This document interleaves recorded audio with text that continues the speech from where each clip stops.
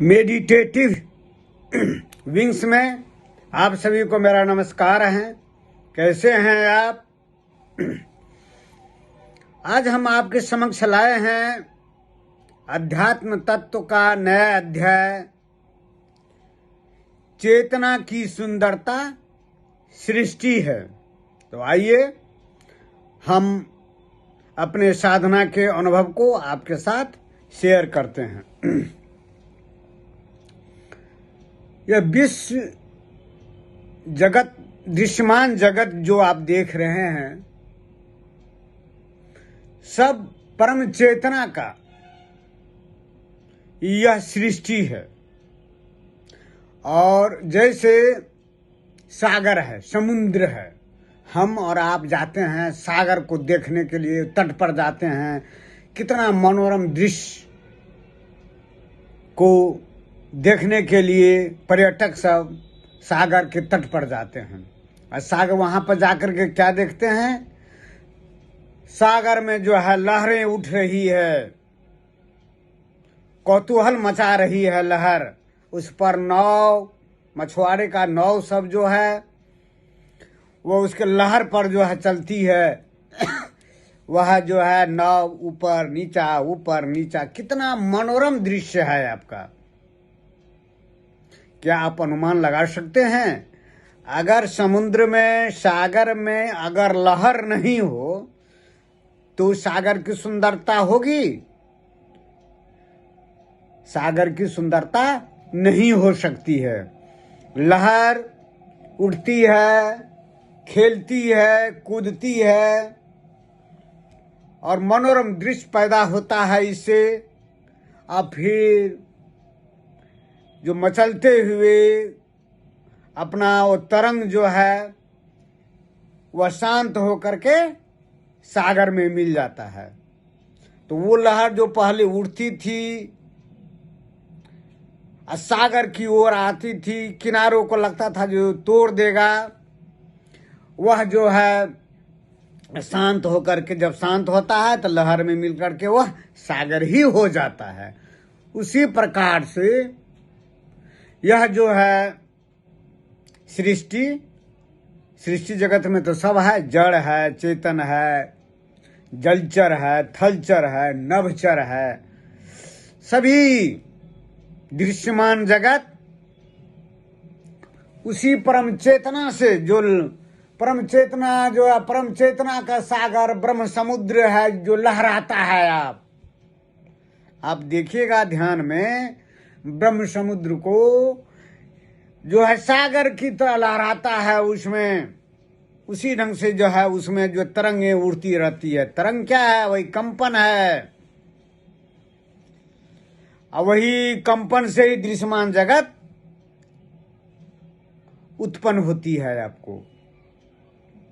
तो और आदमी, जीव, प्राणी जो है इस सृष्टि में अपना खेल करते हैं, अभिनय करते हैं, सब कर्म करते हैं।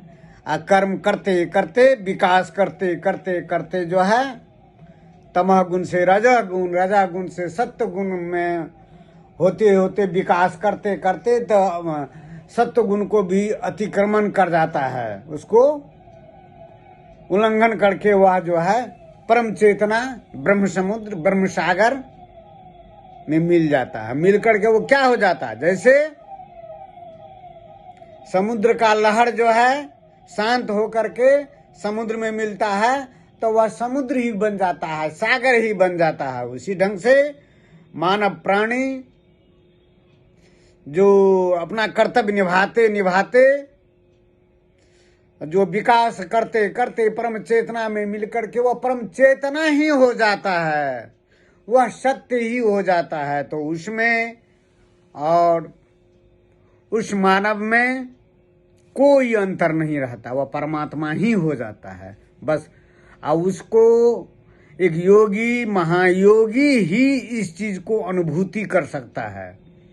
जब ध्यान प्रगाढ़ हो जाता है, क्रिया योग, प्राणायाम, योग साधना के माध्यम से जब समाधि लगती है तब उस जो है मिलते हुए अपने आप को देखता है। सांस भी जो है उसमें मिल रहा है, मन भी मिल रहा है।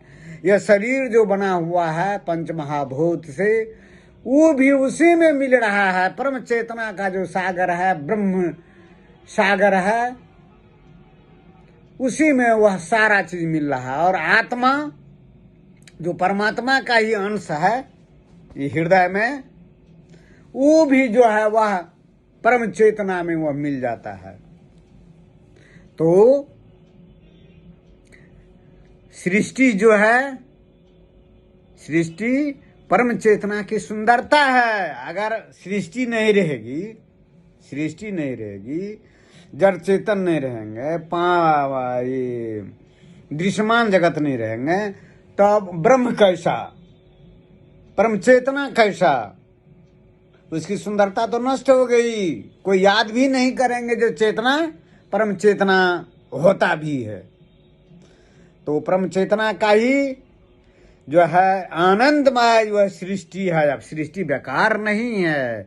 जब आप वहां पर पहुंच जाइएगा तब आपको अनुभव होगा यह सृष्टि परम चेतना की सुंदरता है। स्वामी विवेकानंद ने अपने गुरु रामकृष्ण परमहंस से प्रश्न किया, जो अगर मैं परमात्मा होता तो मैं बढ़िया सृष्टि बनाता, किसी को दुख नहीं होता, किसी को तकलीफ नहीं होता, कोई भूखे नहीं मरता, मैं बढ़िया जो है सृष्टि बनाता। परमात्मा ने जो सृष्टि बनाया है ना, सब बेकार सृष्टि है। क्योंकि स्वामी विवेकानंद की भी अगर आप उसको जिंदगी को पढ़ें तो शुरू में उसको बहुत तकलीफ हुआ। उनके पिताजी का भी देहावसान हो गया था। घर में खाने को भी जो है अनाज नहीं था। वह नौकरी के लिए भागे भागे फिरते थे, इस दफ्तर वो दफ्तर ये दफ्तर जाते थे नौकरी के तलाश में। उनको बहुत कष्ट होता था। तो रामकृष्ण परमहंस ने भी कहा जो जाकर के माँ काली से मांगो ना, जो हमको जो है सारी सुख सुविधा मिल जाए।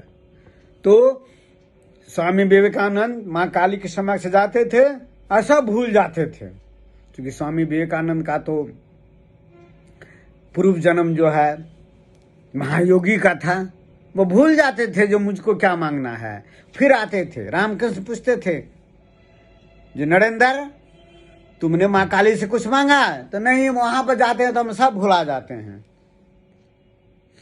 तो रामकृष्ण परमहंस ने कहा जो ठीक है, देखो तुमको मोटा अनाज खाने भर की जो है दे धारण लायक जो है तुम्हारे परिवार को जो है मोटा अनाज वस्त्र जो है मिल जाएगा आपको। तो जैसे आप बगीचा देखते हैं ना, गार्डन में अगर एक ही रंग का अगर गुलाब का फूल रहे, एक ही रंग का, तो क्या उस बगीचा की सुंदरता होगी? बगीचा की सुंदरता कब होती है? जो गुलाब भी रहे या छोटे छोटे फूल भी रहे। छोटा फूल रहने के कारण ही गुलाब का फूल बड़ा फूल का जो है महत्व होता है। उसी ढंग से ये परमात्मा की सृष्टि में विभिन्न तरह का आदमी है। आप ज्ञानी है, अज्ञानी है। अज्ञानी है तभी ज्ञानी का महत्व है, पंडित का महत्व है। तो इस सृष्टि में छोटे छोटे जीव भी होते हैं, तब ये और बड़ा जीव भी। छोटा जीव रहने के कारण से ही बड़ा जीव की महत्ता होती है। तो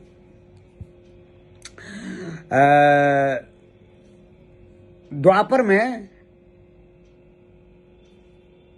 त्रेता युग में राम भगवान हुए हैं। त्रेता युग में राम भगवान, माँ सीता जो है भगवान श्री राम से प्रश्न करती है, आप तो भगवान हैं और सभी जितने सबका मकान क्यों नहीं बना देते हैं, पक्का का मकान बना देते हैं? तो रामकृष्ण परमा भगवान श्री राम हंसने लगे। कहा देखो सीते, मैं अगर सबका पक्का मकान बना दूंगा तो जो ये मजदूर वर्ग है, कारीगर है, उसको तो कोई काम ही नहीं मिलेगा। तो पक्का मकान बना दूंगा तो कारीगर तो भूखे मर जाएगा। तो ये व्यवस्था है आपका, यह परमात्मा का सृष्टि, यह हमारे मन और आपके मन से वह जो है परमात्मा का जो है मन जो है, जो दृष्टि ये सृष्टि नियंता है, वो बहुत ये शरीर जो बनाया है ना, कल पुर्जा शरीर, जो परमात्मा की अद्भुत कृति है ये आपका। परमात्मा भी जब अवतार ग्रहण करते हैं तो इसी मानव शरीर को ग्रहण करते हैं। मानव शरीर बहुत ही मूल्यवान है। यह ब्रह्मांड का जो है यह प्रतीक है। जो ब्रह्मांड में आप जो देखते हैं ना, जितने लेयर ब्रह्मांड में आज जितने सूक्ष्म लोग सभी इसी शरीर में, आपके शरीर में है। साधक महात्मा योगी अपने ध्यान में उस स्तर को देखते हैं। अगर आप में भी अगर साधनामय जिंदगी रहती है और क्रिया योग प्राणायाम योग साधना करते हैं तो ब्रह्मांड के सारे लेयर को इसी में देखिएगा, अपने शरीर में देखिएगा। सारे देवी देवता को अपने शरीर में देखिएगा। सारे लोग, पृथ्वी लोग, चंद्र लोग, सूर्य लोग, सभी लोग को इसी शरीर में देखिएगा। आप अपने शरीर में देखिएगा। ये शरीर बहुत ही मूल्यवान है। इस शरीर को वृथा मत जाने दीजिए। यह मानव शरीर बहुत ही कई जन्मों के बाद यह मानव शरीर, आपका शरीर, मेरा शरीर जो है बना है आपका। आप अपना कर्म भी कीजिए, जो कर्म करना है जो कर्म भी कीजिए। विद्यार्थी है तो पढ़िए भी, गृहस्थ आदमी है तो परिवार भी चलाइए,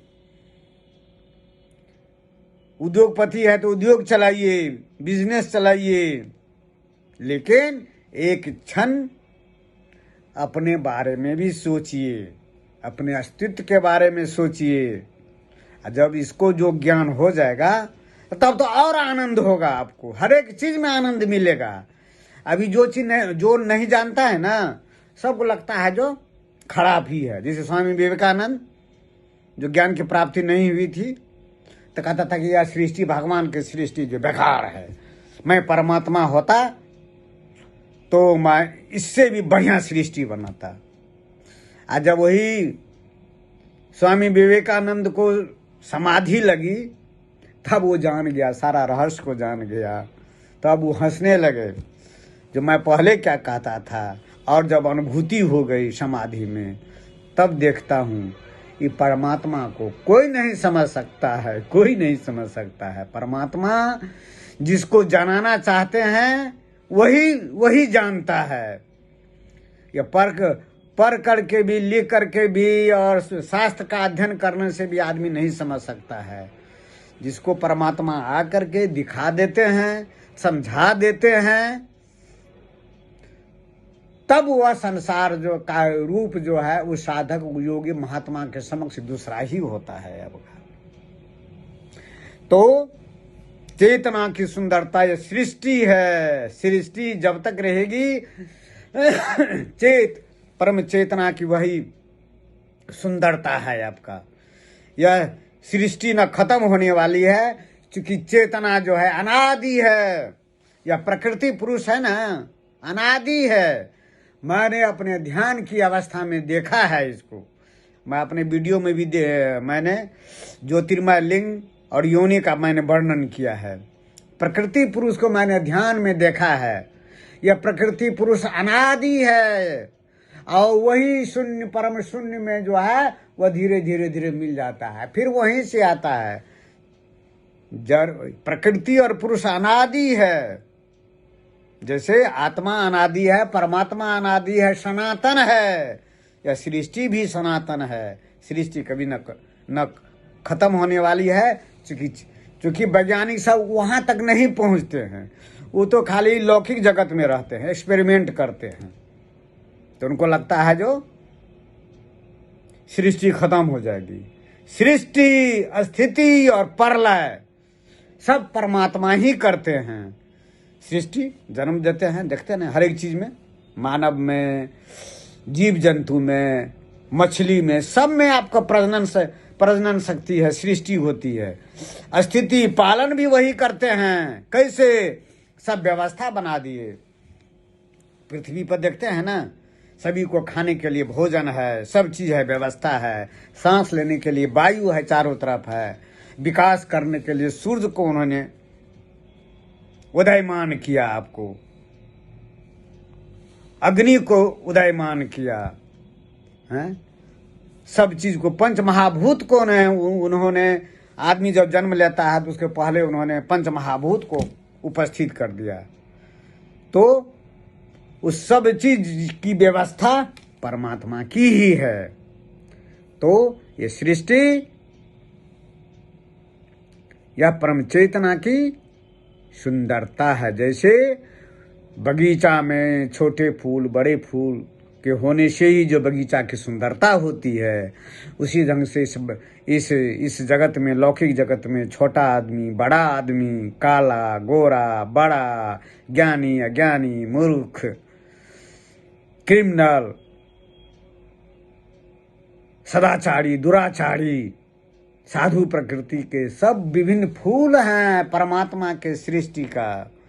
आज सब कर्मानुसार जो है, अपने कर्म के अनुसार सब उसको भोगते हैं। जो सदाचारी रहते हैं वह जो है उनका फिर वो अच्छे कुल में जन्म लेते हैं, और जो दुराचारी होते हैं, निकृष्ट होते हैं, वो पशु पक्षी कीट पतंग में जन्म लेते हैं। यह जो है परमात्मा का चक्र है। जब आपको समाधि लगेगी ना, तब इस रहस्य को समझिएगा। तो आज इतना ही, फिर दूसरे दिन हम नया अध्याय को लेकर के आएंगे। तब तक नमस्कार, धन्यवाद।